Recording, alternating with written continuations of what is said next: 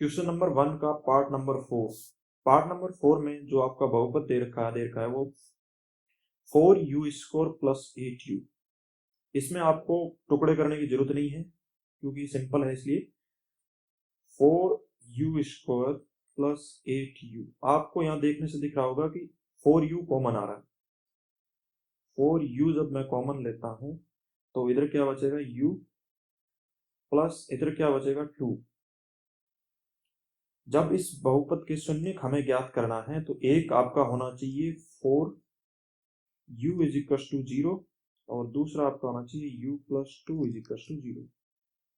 इससे आपको क्या मिलेगा, u इज इक्वल टू 0 मिलेगा और वो आपका अल्फा के बराबर है, पहला वाला। दूसरे में आपको क्या मिलेगा, u इज इक्वल टू -2 जो आपका बीटा के बराबर होगा। ठीक है, ये दो आपको इसके शून्यक मिल गए। अब आपको क्या करना है कि सत्यता की जांच करनी है। सत्यता के लिए आपको लिए पता है कौन कौन सी इक्वेशन फॉलो करनी है। Alpha plus beta is equal to minus B by A, ये इक्वेशन सॉल्व। अब अल्फा आपका क्या है 0, बीटा आपका क्या है -2, alpha plus beta is equal to minus B, B आपका क्या है 8, तो -8 बाई ए आपका क्या है 4। 4 का भाग 8 में कितनी बार है 2। इधर लेफ्ट हैंड साइड में क्या रहा -2, राइट हैंड साइड में भी -2, तो आप ये कह सकते हो LHS is equal to RHS। मतलब कथन इक्वेशन 1 वाला आपका सत्य है, जो पहला संबंध था। अब दूसरा जो संबंध है इक्वेशन नंबर 2, वो ये है alpha multiplied by beta is equal to C by A। ये आपका इक्वेशन नंबर 2 है। अल्फा आपका क्या है 0, बीटा आपका क्या है -2 इज इक्वल टू C आपका यहाँ क्या है +0 है और कुछ नहीं, इसलिए C आपका 0 है, A आपका 4 है। तो 0 का 2 से मल्टीप्लाई होगा तब हमें क्या मिलेगा 0, और 0 डिवाइडेड बाई 4 भी आपका 0। तो आप कह सकते हो LHS is equal to RHS। Means कथन इक्वेशन नंबर 2 है वो भी सत्य है। इसी टाइप से ये क्वेश्चन नंबर 1 का पार्ट 4 हमने सोल्व किया। अब क्वेश्चन नंबर 1 का पार्ट 5 आपका ये है कि t² -15 आपको एक फॉर्मूला पता होगा a² माइनस b² को आप लिख सकते हो a plus B a minus B, ये लिख सकते हो। तो इसको a² b² की फॉर्म बदलने के लिए हम क्या कर सकते हैं, √15 करके मैं इसका होल स्क्वायर लिख सकता हूँ। t का स्क्वायर माइनस √15 का स्क्वायर हो जाएगा, क्योंकि आपको पता है कि √15 मल्टीप्लाई √15 दोनों का मल्टीप्लाई होकर हमें क्या मिलता है 15 मिलता है। ठीक है, t² माइनस √15 का होल स्क्वायर, इसको आप लिख सकते हो कि t plus √15 and t minus √15, ये कर दिया।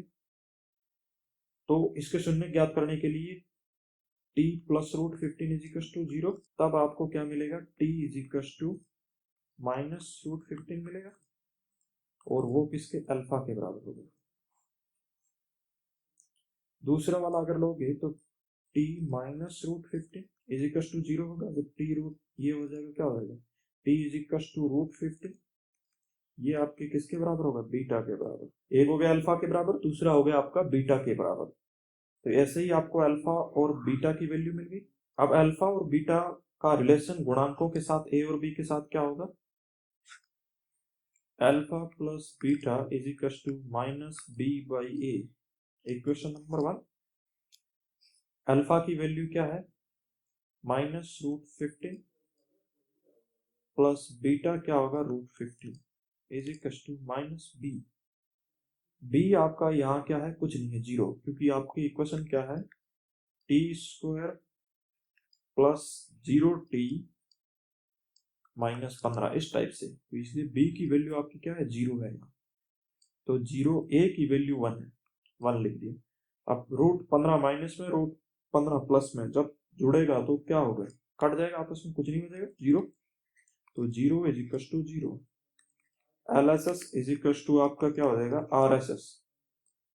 तो आप बोल सकते हो कि इक्वेशन को सेटिस्फाई कर रहा है, इसलिए आपका जो है इनमें जो संबंध है वो इक्वेशन 1 वाला सत्य है। इसी टाइप से दूसरा संबंध क्या है, alpha multiply beta is equal to क्या होना चाहिए, C/A। इक्वेशन नंबर 2, अल्फा मतलब -√15, बीटा मतलब √15। C आपका क्या है, -15, A इज इक्वल टू आपका क्या है 1, इसका गुणांक क्या है 1, इसलिए A हो गया 1। और √15 का √15 के साथ मल्टीप्लाई होगा तो 15, माइनस का माइनस, तो -15 इज इक्वल टू इधर भी -15।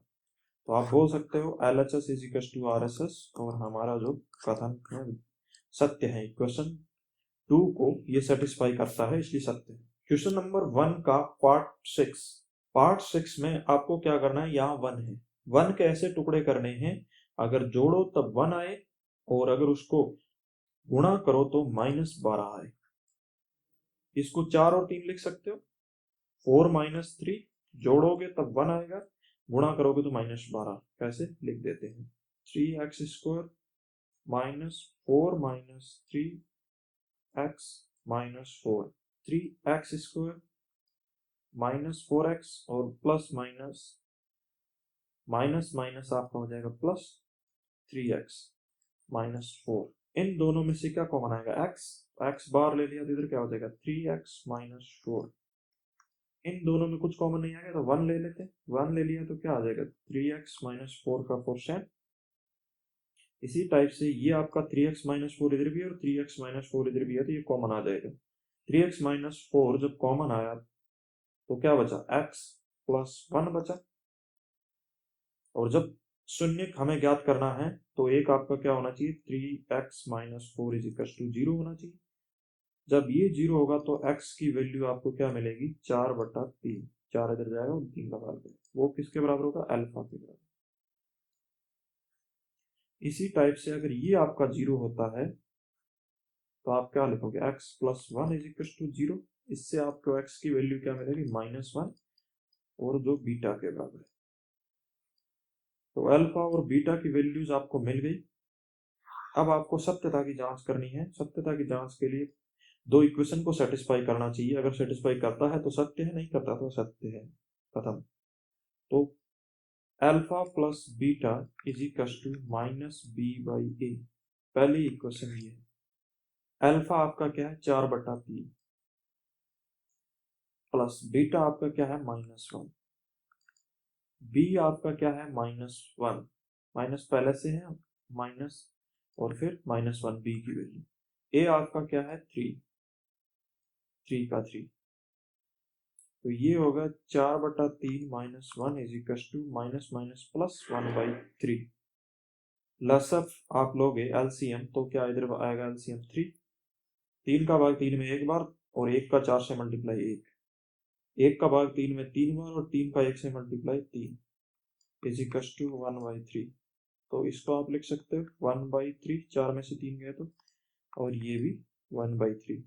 आप बोल सकते हो LHS is equal to RSS, और ये इक्वेशन फर्स्ट तो सत्य है। इक्वेशन 2 है आपकी alpha multiply beta is equal to C/A,